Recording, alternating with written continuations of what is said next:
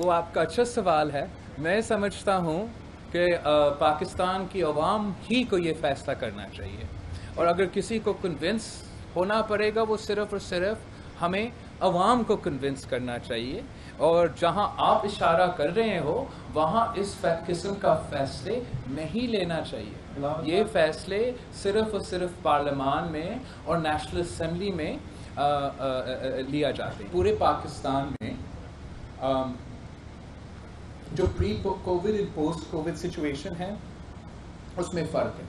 And I think सबको एहसास हो रहा है, महसूस हो रहा है कि जो चैलेंजेस पाकिस्तान के हमें अब सामना करना पड़ेगा वो तारीखी चैलेंजेस हैं, and they require a level of seriousness, a level of professionalism, a level of leadership that is not being provided by the current setup.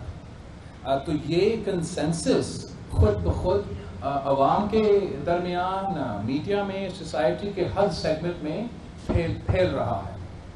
Bilawal साहब, मैं तो आपसे मुबारकबाद देता हूँ कि आपकी उर्दू और तकरीर बहुत अच्छी होती है। अच्छा, आपसे सवाल ये करना है कि पीपल्स पार्टी की क़यादत का ये कहना है कि मौजूदा हुकूमत को 5 साल देना मजबूरी है। मौजूदा हालात में पीपल्स पार्टी जो है वो हुकूमत नहीं संभाल सकती, हालात पर बोझ नहीं कर सकती, इससे एक मायूसी पैदा होती है। पूछना ये चाहता हूँ कि इस वक्त आपकी देश में क्या एजेंडा है अपोजिशन का? इमरान खान को अदालत, इलेक्शन कमीशन या पार्लियामान, किस तरह हटाया जा सकता है? जहाँ तक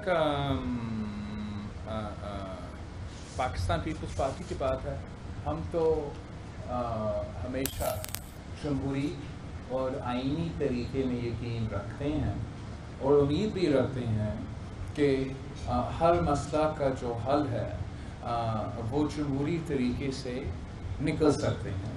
और ये जो इमरान का मसला है इसका हल भी जमहूरी तरीके से, कॉन्स्टिट्यूशनल तरीके से निकल सकता है।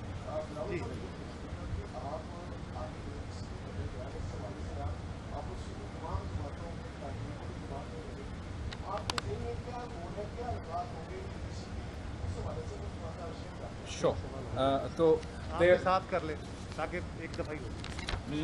मैं एक सवाल का जवाब दूंगा at a time. Thank you कारस साहब। हमारा जो APC है, there 3 main topics and 1 administrative topic जो मैं अपनी तरफ से वहाँ चाहूँगा। एक हमारा जो कोविड का पैंडेमिक है, WHO की तरफ जो रिकमेंडेशंस आए हैं, हम चाहेंगे कि उसी के मुताबिक, एक्सपर्ट्स के मुताबिक हमारा पॉलिसी चले। तो उस पर हम APC में बहस करेंगे। फिर हमारा जो NFC अवार्ड है और 18th अमेंडमेंट पे जिस तरीके से हमले हो रहे हैं, हम चाहते हैं कि वहाँ भी एक मुत्तफ़क़ा लाए अमल बनाया जाए, जहाँ सारे ऑपोजिशन से बातें मिल के अगर हम लीगली चैलेंज करना चाहें, पोलिटिकली जैसे हम चैलेंज करना चाहें वो हम चैलेंज करें।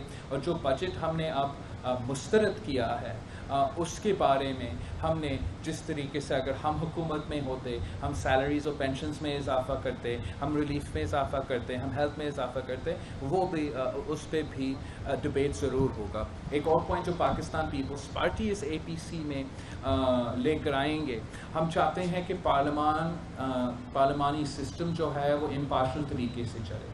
हम चाहते हैं कि हर जमहूरी पार्टी को मौका मिले। हम चाहते हैं कि ये सिर्फ एक PTI का जलसा हमेशा ना रहे। और अफसोस के साथ जितना हमारा स्पीकर साहब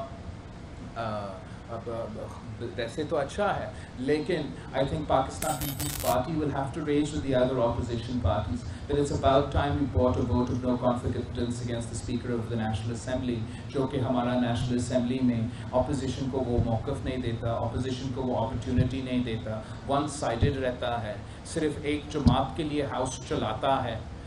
तो इस तरीके से जमहूरियत नहीं चलेगा। इस तरीके से हम कोविड पे और मीशत पे कौन सा बात करेंगे। हमारा स्पीकर साहब ने कोविड का भी चेयरमैन था हमारा कोविड कमेटी का, वो भी नहीं चल रहे हैं। हमारा जो स्टैंडिंग कमेटीज़ है उनको तो हाइब्रिड भी और ऑनलाइन भी हो सकते हैं, उनका कोई लीगल कवर नहीं है। नेशनल असेंबली में हमें पाकिस्तान पीपल्स पार्टी के और अपोजिशन जमातों को इंटरप्ट की जाती है, हुकूमत को नहीं। हर सेशन को वो ऐसे चलाते हैं जैसे बजट सेशन है, हर जवाब का वो अपोजिशन हुकूमत की तरफ से आता है। तो बिल्कुल एक पीटीआई की वर्कर से के तरीके से चल रहा है और अब ये नाकाबिले बर्दाश्त है। तो हम ये पॉइंट भी ज़रूर उठाएंगे हमारा एपीसी में।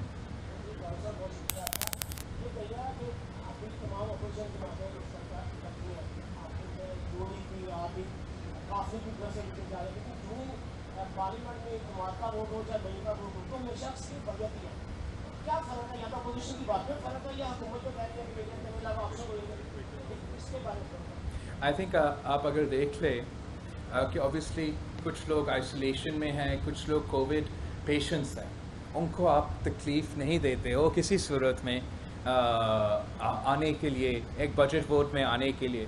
लेकिन अफसोस के साथ कहना पड़ता है कि पीटीआई हुकूमत इतना डरा हुआ था कि अपने कोविड पॉजिटिव मेंबर्स को भी नेशनल असेंबली में लेकर आए थे, लेकिन फिर भी 170 वोट्स जो वज़ीर आज़म बनने के लिए ज़रूरी है वो पूरा नहीं कर सके। अब ज़रा सोचिए, अगर नो कॉन्फिडेंस वोट होता, अगर बाकी हमारे साथी बीमार नहीं होते, वहाँ साथ होते, तो फिर क्या होता? आई थिंक वज़ीर आज़म की परेशानी, वज़ीर आज़म का भौखला, वज़ीर आज़म के पैरानॉइड तकरीर इसी चीज़ को इशारा करता है कि उसका हुकूमत अनस्टेबल है। मैं आप सबका बहुत ही शुक्रगुजार हूँ, बहुत ही सिर्फ तफसील से हमने बात भी किया, प्रेस के जवाब भी दिया। अब आपका चैनल्स मुझे दिखा भी नहीं रहे होंगे, तो मैं आपके बहुत ही शुक्रगुजार हूँ और इंशाल्लाह हम मुसलसल करता रहेंगे, इससे बेहतर भी हम इंतज़ामिया करेंगे।